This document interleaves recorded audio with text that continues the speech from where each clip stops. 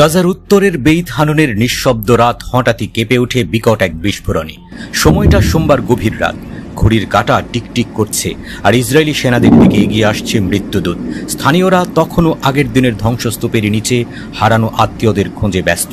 ঠিক তার মধ্যেই এক নতুন প্রতিরোধ অধ্যায় লিখল ফিলিস্তিনি প্রতিরোধ যোদ্ধারা। ইসরায়েলি সেনাবাহিনী তখন এলাকায় টহল দিচ্ছিল।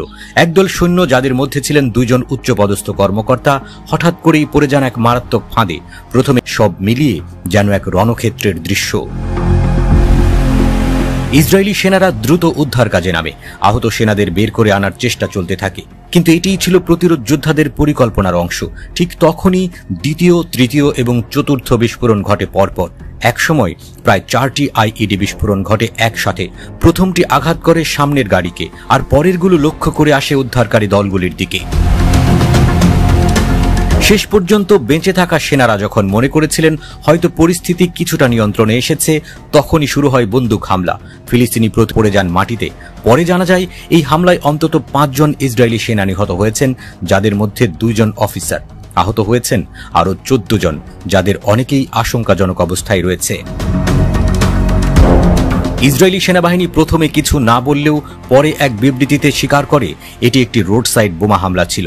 তারা জানায় নিহত সেনারা ঘটনার সময় গাড়িতে ছিলেন না, বরং হেঁটে যাচ্ছিলেন। এর আগে 24 জুন তারিখে খান ইউনিসে প্রায় একই ধরনের একটি হামলায় 7 জন ইসরায়েলি সেনা নিহত হয়েছিল। সেই হামলায়ও ব্যবহার করা হয়েছিল ইএফপি, এক ধরনের শক্তিশালী বিস্ফোরক যা সাঁজোয়া গাড়ির ভেতরে ঢুকিয়ে ফাটানো হয়। এই সর্বশেষ হামলার পরপরই ইসরায়েলি যুদ্ধবিমান বেইত হানুন অঞ্চলে ব্যাপক বোমা বর্ষণ শুরু করে।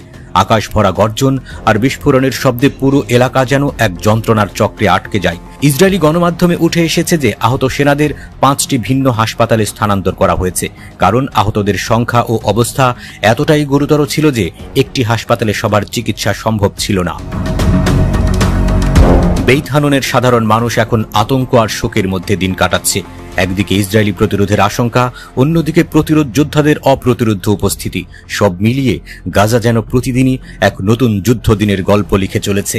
বেইত হানুনের এই হামলা শুধু সামরিক দিক থেকে নয়, মনস্তাত্ত্বিক দিক থেকেও ইসরায়েলি বাহিনীর জন্য একটি বড় ধাক্কা।